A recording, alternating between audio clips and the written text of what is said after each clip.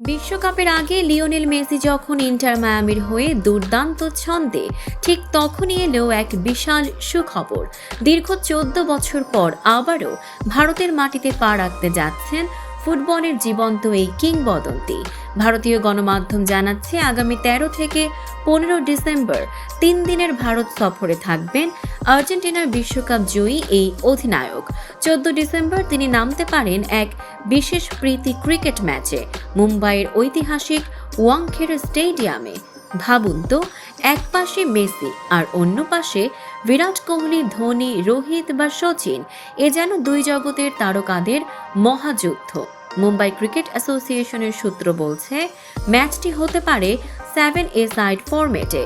মেসির অংশগ্রহণ নিশ্চিত করতে চলছে শেষ মুহূর্তের আলোচনা। পুরো সূচি শিগগিরই প্রকাশ পাবে।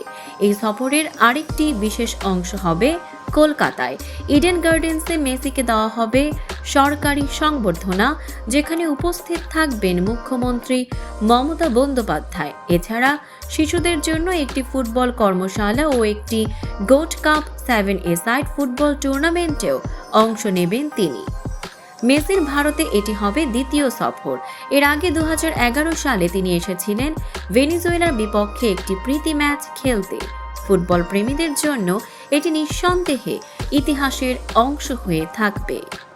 দর্শক, এমনই সব চমকপ্রদ খবর পেতে ফলো করুন আমাদের ফেসবুক পেজ CB24 TV এবং সাবস্ক্রাইব করুন YouTube channel CB24 TV official.